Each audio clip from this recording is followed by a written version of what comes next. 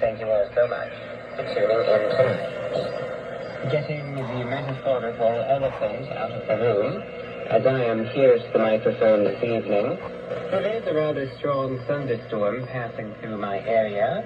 I apologize, therefore, for any background noise that the storm may be causing. Nonetheless, the show goes on. In tonight's broadcast, a roundup of select current events, following the news, listener-requested music.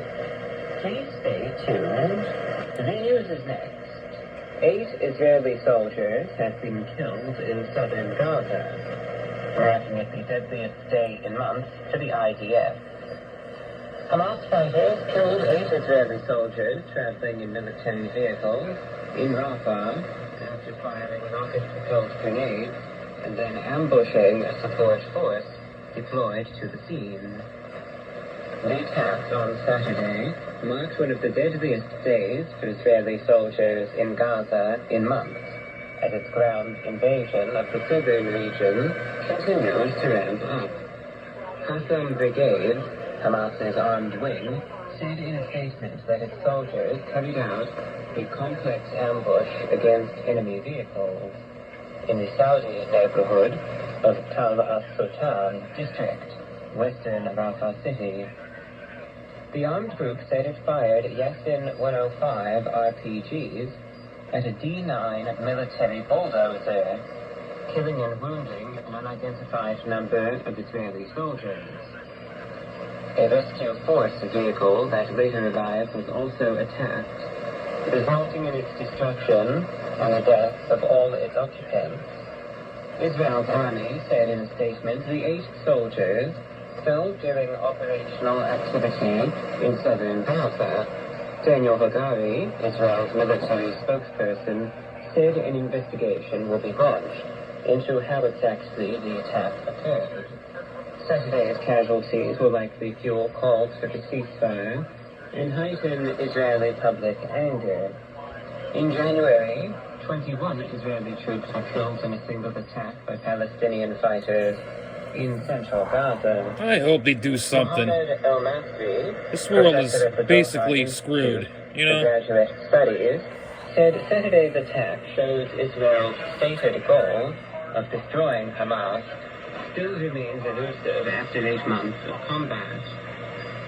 The Palestinian fighters have put up All I can say is if this world doesn't wake up, we're all freaking done. That's all there is to it. Intelligence officials recently submitted a report saying that 70% of Hamas's fighting force remains intact. Well, there you go. Despite growing international pressure for a ceasefire, an agreement to halt the fighting still appears distant. Since a week-long truce in November that freed more than 100 Israelis, repeated attempts to arrange a ceasefire have failed, with Hamas insisting on a permanent end to the war and full Israeli withdrawal from Gaza. Netanyahu refuses to end the invasion until Hamas is eradicated. Oh, it's going to happen eventually. It's just a matter of time. Everybody's quiet right now. Gaza, though many are believed to be dead. The armed wing of Palestinian Jihad, Al-Quds Brigade, said on Saturday, Israel could only regain its people if it ends the war and pulls out troops from the besieged enclave. An update on Never the situation in the Middle East. Again, no major developments as far as negotiations are I got a concerned. development after And this. the fighting continues, although for the IDF, and granted some people... It actually happened in my hometown. ...over their reporting of fatalities, saying that they Or city. underestimate... Or city over from me. Who knows if there's any truth to that, but, you know, you'll see a lot of claims suggesting that. Nonetheless, officially, there were 8 IDF soldiers who were killed this weekend in one instance. Okay, I got something to tell you from my news point of view. Well, we just found out this morning or whatever in Melbourne, Florida, on the coast of Florida, 2 nuclear-powered submarines from Russia. Yes, Russia came to to our almost to our soil on our sea floors. I'm not, I'm not making fun of or I'm not hate bombing any country or anything like that or whatever. But I think the president's getting these guys fired up, and that's why the Russians are getting mad. And they were coming here. I don't know if to stir us up or that it's just they're playing game wars or whatever they do. The military does. But that's the news I have, the update. We had nuclear submarines here in the Brevard County. Can you believe that? Can you believe that shit? Well, guess what? It's happened. So, yeah, a nuclear submarine was found, and it was right there, and I don't know if it's still around.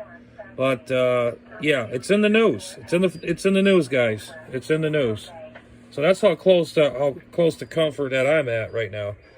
Because President Putin there in Russia is getting really pissed off about this asshole we got in office right here in America is really screwing everybody, and then he's probably screwing Putin, and Putin's getting screwed in the pooch while he promises us everything, and then what's his face there is giving our military arms to other countries.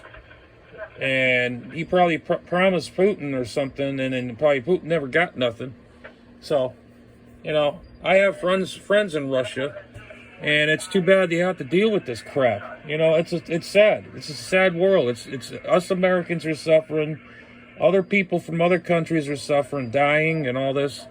But like I said, we had nuclear submarines on our ocean fronts, right in our county.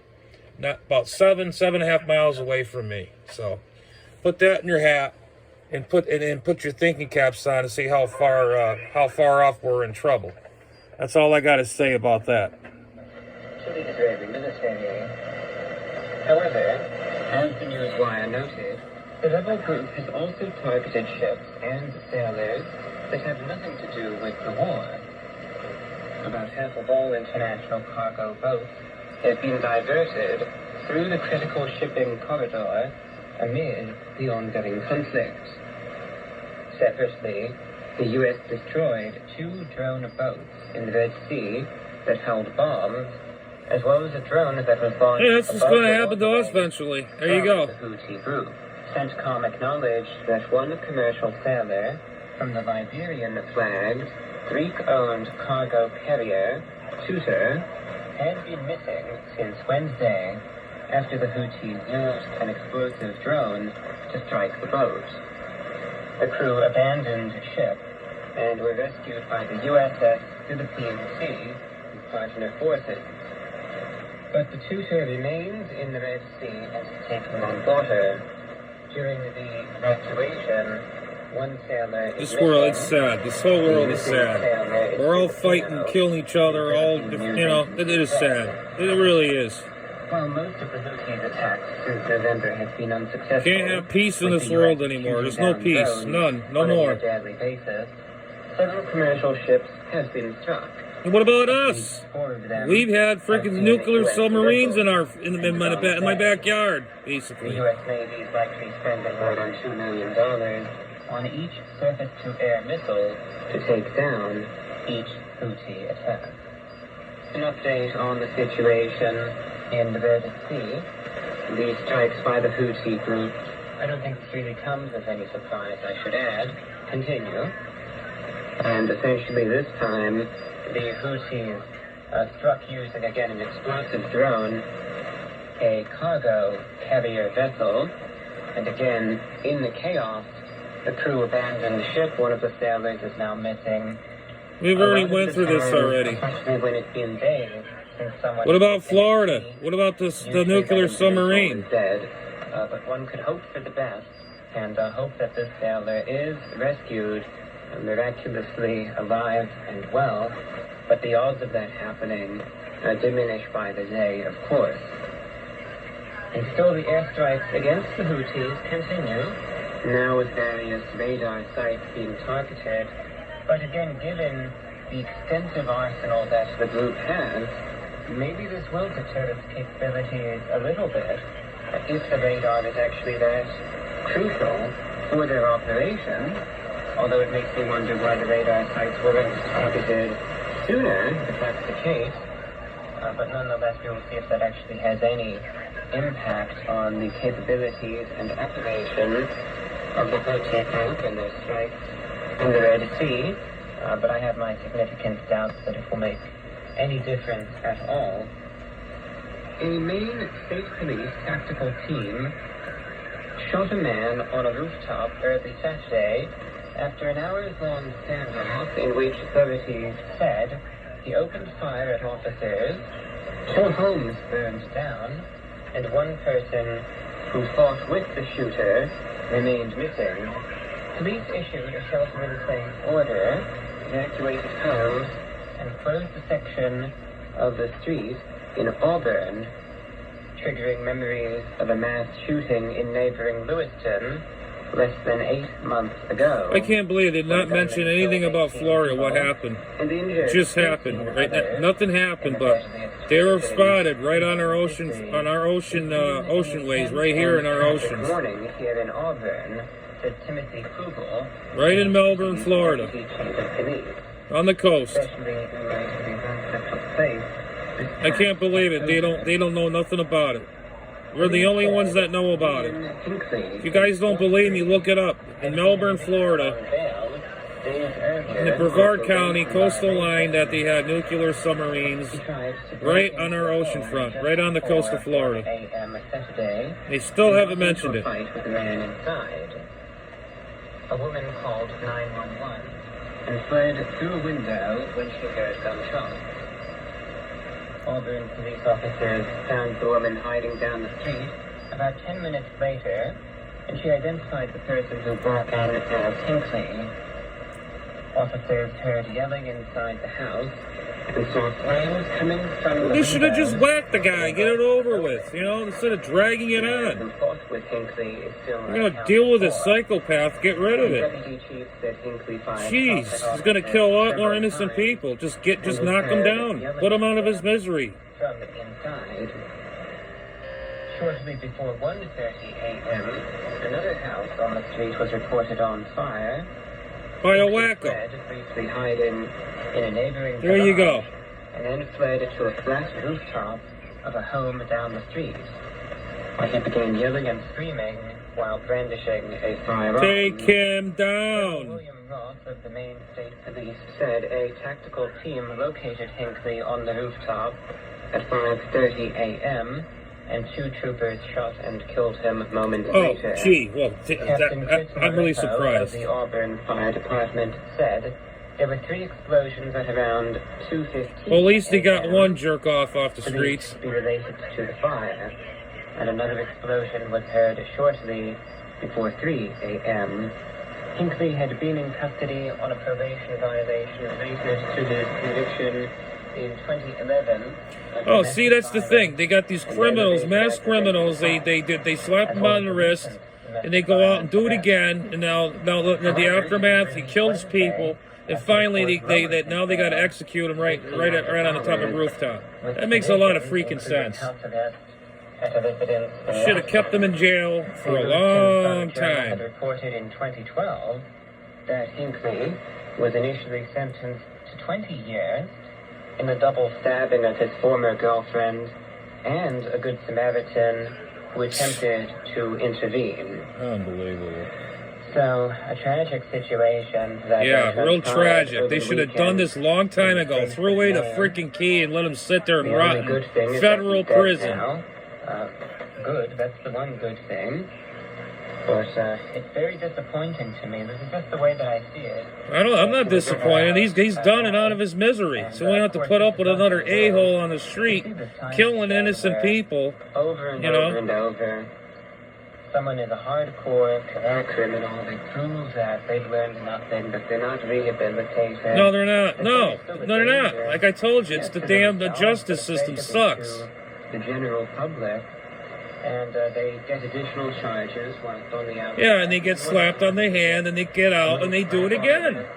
And they're sent back out to run them up once more. And in this case, if he would perhaps, when he was arrested for the probation violation, I should add how he's even on probation. I guess that's through another day. Probation. But nonetheless, the fact that he was arrested for the probation violation and put back on the street disappointed. That's exactly what I just tried to say. They put him on probation, they put him back on the streets, then he goes out in a tantrum, blowing up buildings and shooting people. This guy got what he deserved, got shot up, and that'll be the end of it. Done deal. Let's go on to the next newsreel here. Terrorizes the community, burns people's homes down. Yeah, there you go. More likely than not, the man that tried to fight with him is dead. Probably burned up, and they'll likely find his charred remains within the coming days. Oh, who cares? Just let him rot. Terrorized this community. This perpetrator is someone who only has a history of hurting other people. Yeah, well, he deserved what he got. Okay, leave it at that, lady. Leave it at that. He tried to help. So the only good thing here is that at least they just gunned him down and called it a day, if you ask me. Sad that this ever had to happen in the first place, so very disappointing. I'm not sad. I'm glad he got what he deserved. You hurt others, you get, you retaliate. You shoot at other people, hurt people, burn things down, and you terrorize. You're going to get it. He got what he deserved. Horrible tragedy about a year ago. A June heat wave for the record books is set to send the temperatures soaring from the Midwest and Ohio Valley to the Mid-Atlantic and Northeast, beginning Sunday and continuing into the coming weeks. For millions of Americans, this will be the first heat wave of the season. Where the hell have you been? We've been hot. We've been in the 90s down here. Are forecast to see air temperatures reach or exceed 90 degrees Fahrenheit, with many of them experiencing heat indices at or above 100 degrees. Big cities that will be affected by this event include Chicago, Washington, D.C., New York City, Thiers, and Boston. Even northern Maine, which typically is just emerging into warmer conditions, is likely to see temperatures soar into the upper 90s. Yeah, like I just said. Some computer models show that the center of a strong ridge of high pressure, also known as a heat dome, is likely to slide from the southern Great Lakes region to the northern mid-Atlantic during midweek next week and into New England. The heat dome is projected to fall across the east and may set records for its intensity. Oh, blame that on climate change. Oh, yeah. Yep, here we go. And rain-free weather and little temperature relief at night. Even if the heat dome does not set intensity records, it is clear this will be a long-duration heat event, heightening the public health threat. In Washington, the National Weather Service projects highs at 95 degrees Fahrenheit during Monday through Friday of next week. In Chicago, the National Weather Service predicts a peak in the heat on Monday with a high temperature of 96. Boston, Massachusetts sees highs of 95 degrees Fahrenheit next week, and it is possible that some locations in the Mid-Atlantic and Northeast will see temperatures... No big deal to us. We've always been in the 90s. 100 degrees Fahrenheit late next week, given the computer model guidance. So just a weather update, especially for the Northeast and Mid-Atlantic United States. See, they get the news all mixed up. What about down south? We get hot. We get just as hotter than it is up there. It's going to be quite the scorcher, as they say, again, for the Northeast and Mid-Atlantic, especially. So just make sure you take the high temperatures into account if you are in those areas, especially if you have to do any outdoor work. Just make sure you're keeping... No kidding. That's what I do every year. 90-degree weather. I work outside best I can. I drink and a lot of fluids. Understand the risks, of course, of dehydration, heat stroke, and pay attention to how you're feeling. And just listen to your body. That's the most important thing. Make sure you try to get some shade, dress in lighter colors, etc. But again, this week, quite a warm one by the looks of it. And last but not least, Nearly 30 people were suspended upside down in the air for more than 20 minutes after a ride at an Oregon amusement park malfunctioned. The atmosphere ride at Oaks Amusement Park in Portland stopped working at around 2:55 p.m. Oh, Jesus, a gravity ride. What happened? Did the solar disturbance disturb the it? park said in an announcement.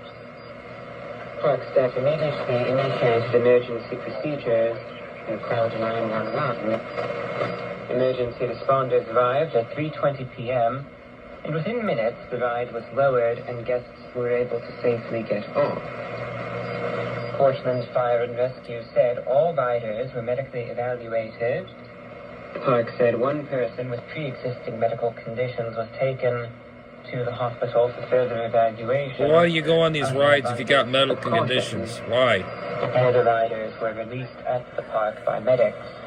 Daniel Allen and Jordan Harding told NBC affiliate KGW of Portland they were at the park to celebrate their high school graduation.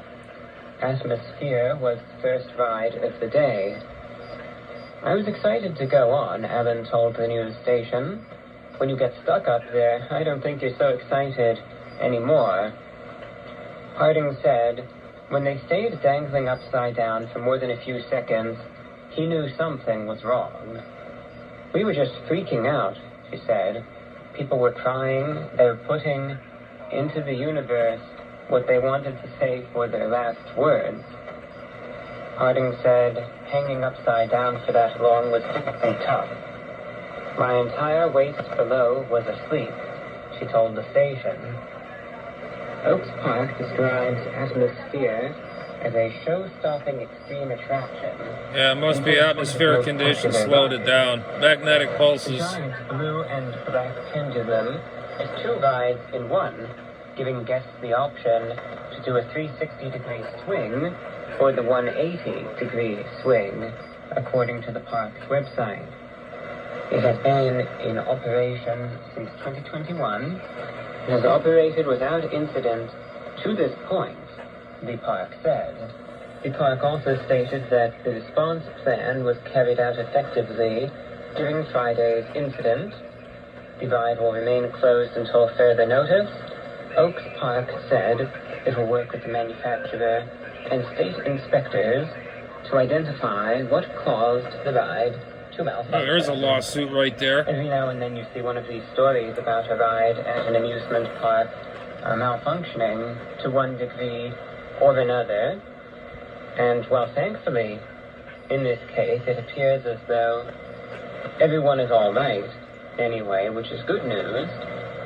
Obviously, the fact that they were hung upside down like that for a prolonged period of time, it still must have been, number one, of course, very physically uncomfortable, very taxing on the body, but secondly, psychologically speaking, absolutely terrifying, because obviously when something goes awry that you're not expecting, that's scary to begin with.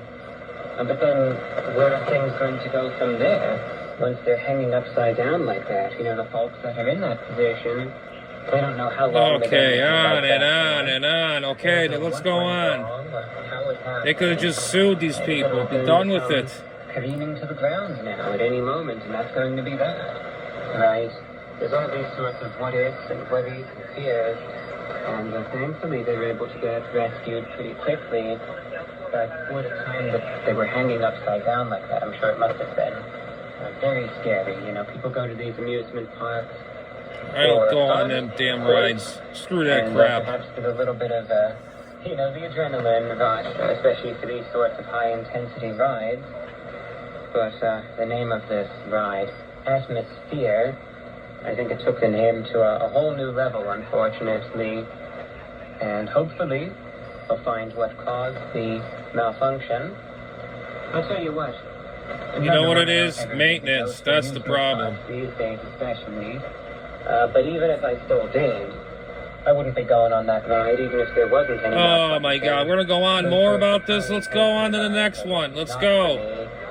I'm sure it would probably give me either extreme nausea or migraines. any of that good stuff. I just have my sensitivity and all that stuff. But you better believe now, not a chance I'd ever be setting foot near that thing. That's the latest news. Radio IW. Radio International. For the remainder of the broadcast now, I'd like to balance off this conference discussion with some listener-requested music. If you're tuned into this broadcast, please note that I have no analytics. Yeah, anyways, there's the news, just garbage, you know. They didn't say anything about what happened in Florida. Well, nothing happened, but there was nuclear ships that were on American seashores right around here, not far from us. They didn't mention anything about that, but they mentioned about stupid rides that everybody survived, and you got this wacko shooting people, and he's setting buildings on fire, and he got what he deserved. He got shot up and done with, and that's it. Done. Then he kept about an hour and a half about this stupid ride. All I could say is lawsuit, lawsuit, lawsuit, and be done with it. Charge these people for lack of maintenance on these rides. And another thing is, just don't go on these freaking things. They're not safe at all, period. I don't care, you know. But anyways, enough of my babbling. I just figured I'd give you some of the news on the shortwave. They're not much, just the same old crap. And, you know, same old song and dance. Anyways, see you guys. Adam Sam Radio. We're going QRT and catch you on the next one. Later.